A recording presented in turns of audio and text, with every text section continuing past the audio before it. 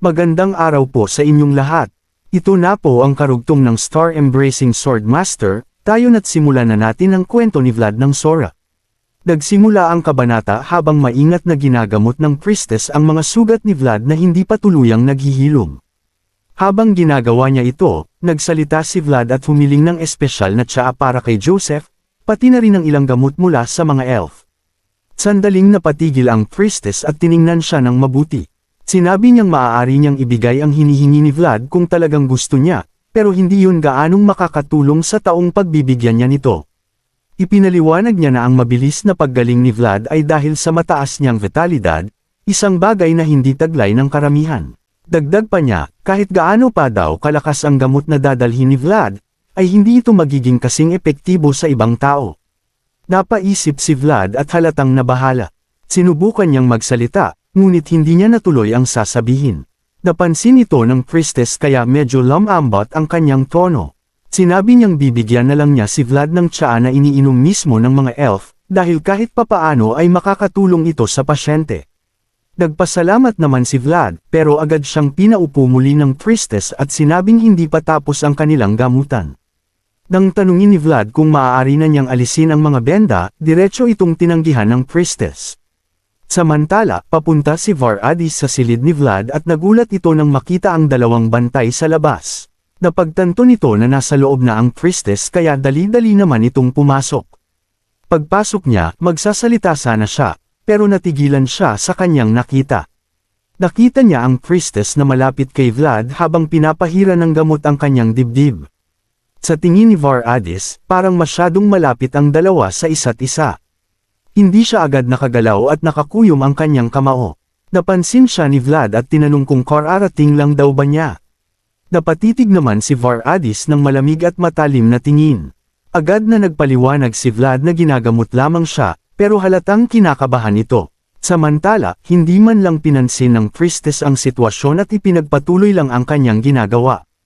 Kahit ilang beses pang nagpaliwanag si Vlad, ay nanatiling seryoso at matalim ang tingin ni Var-Adis. Pagkalipas ng ilang sandali, ay naglakad na ang dalawa sa loob ng nayon ng mga elf. Hawak ni Vlad ang espada ng Swordmaster habang ipinapaliwanag ni Var-Adis ang kanyang pakay. Sinabi niyang nais siyang makausap ng dakilang elder. Naantala lang ito dahil hinihintay nilang makabawi ang elder matapos ang nangyaring krisis laban sa dragon. Tinanong din niya kung nagdamdam ba si Vlad, sumagot naman si Vlad na hindi naman daw. Napunta naman ang usapan sa nawasak na kagamitan ni Vlad. Sinabi ni Var-Adis na sayang ang kanyang espada at baluti, sumang-ayon naman si Vlad at sinabing mahalaga daw ang mga iyon sa kanya. Ngumiti naman si Var-Adis at sinabing may kapalit iyon, na ikinagulat ni Vlad. Pagdating nila sa isang malaking tarangkahan, ipinahayag ni Var-Adis ang kanilang pagdating bilang panauhin ng World Tree. Pagbukas ng pinto, nakita nila ang dakilang elder at iba pang elf. Sa tabi nila ay may dalawang bagay na natatakpan ng pulang tela.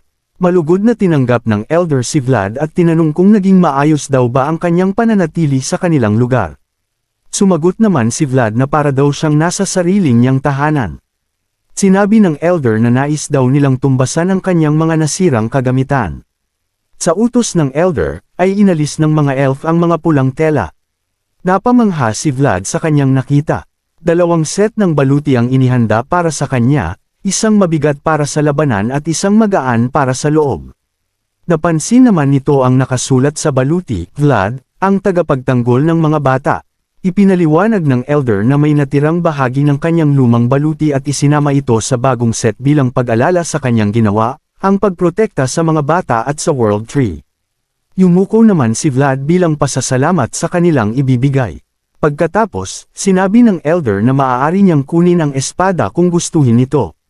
Nagulat si Vlad sa alok ng elder, pinaliwanag ng elder na napatunayan niyang karapat-dapat siya sa espada ng Swordmaster.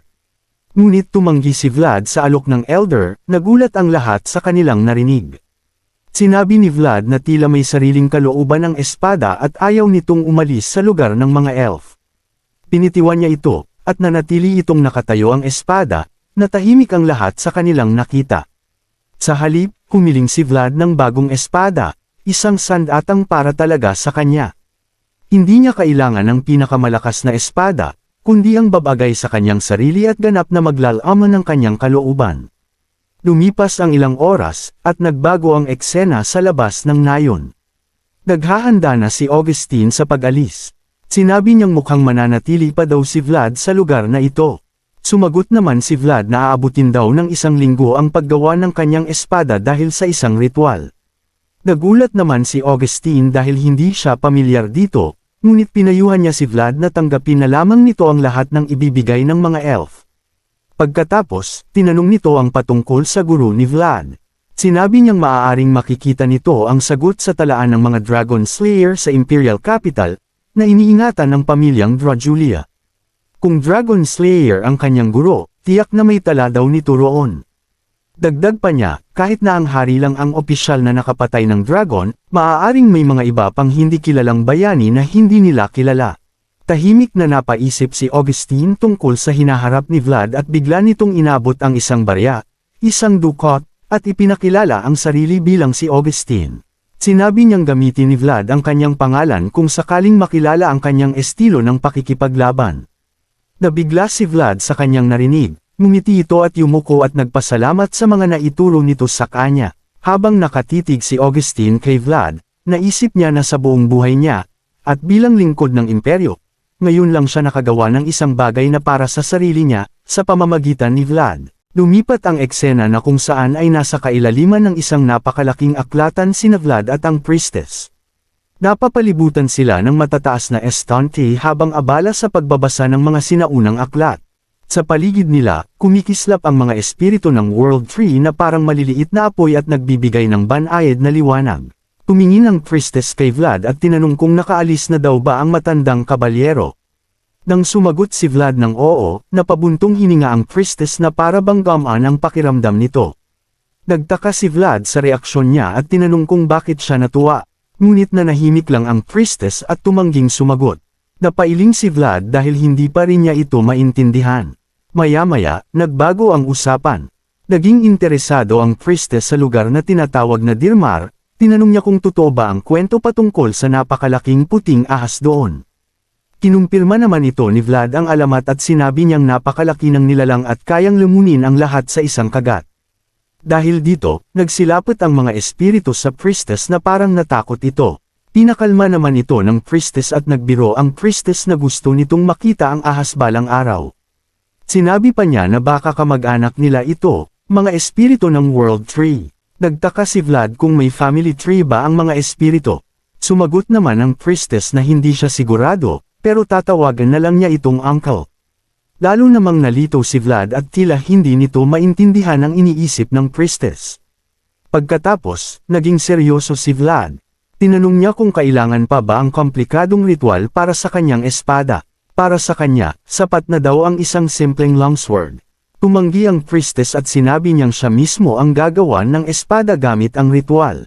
Kahit abala siya sa pagbabasa, ipinakita niyang seryoso siya rito. Ipinaliwanag niya na kailangan niyang may sigawa ito kahit isang beses, dahil kung hindi, mawawala daw ang matagal na nilang tradisyon. Ayaw niyang mangyari na ang susunod na priestess ay matututo lang mula sa mga aklat gaya ng nangyari sa kanya. Kaya hiniling niya kay Vlad na maghintay. Nangako siya na gagawa sila ng isang mahusay na espada. Napaisip si Vlad habang pinagmamasdan siya, naintindihan niya na hindi lang siya ang may sariling landas, ang priestess ay may tungkulin din na kailangan niyang tuparin. Ngumiti si Vlad at pumayag na maghintay. Natuwa ang priestess sa sagot niya at nagpatuloy sila sa kanilang ginagawa, ang priestess sa pag-aaral, at si Vlad sa paglilinis ng kanyang patalim.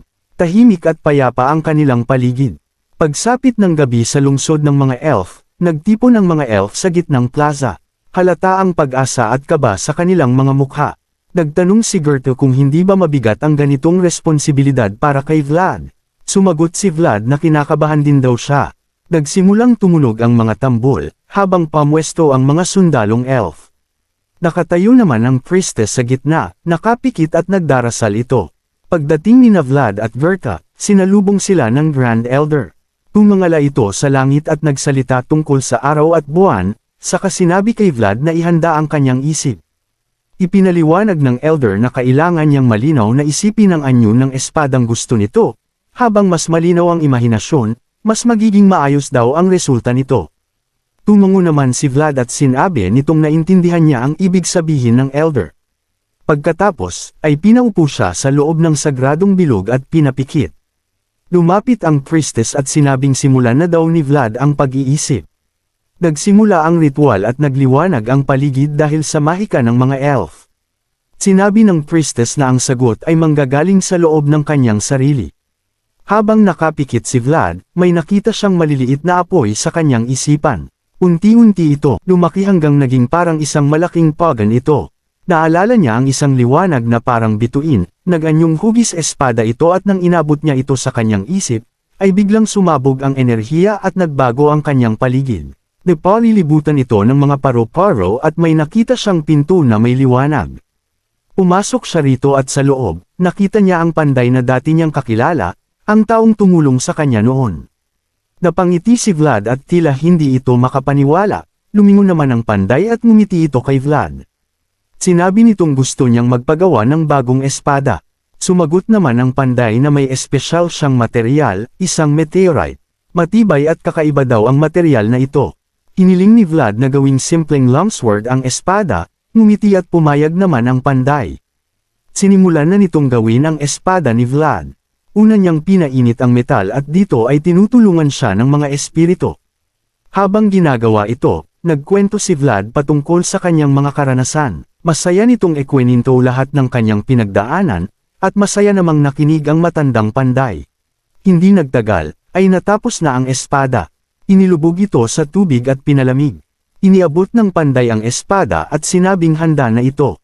Nagtaka si Vlad na ganoon lang kabilis ang paggawa nito ng espada. Tumungo ang panday kay Vlad. Naramdaman ni Vlad ang saya at lungkot, alam niyang hindi siya maaaring manatili sa lugar na ito. Lumapit ang panday at inabot nito ang espada sabay sabing, masaya siyang makita si Vlad, at masaya din daw siyang nakapagpolem ng maayos rito. Masayang tinitigan ni Vlad ang matanda at sa huling pagkakataon, sinabi ng matandang panday na ikinagagalak niya itong makita pagkatapos ng mahabang panahon. Hinawakan ni Vlad ang espada at sumagot na siya rin. At dito nagtatapos ang ating kwento. At kung nagustuhan nyo ito sanay mag-iwan kayo ng like, at mag-subscribe na din kayo dahil malaking tulong na ito sa ating channel. Hanggang sa muli.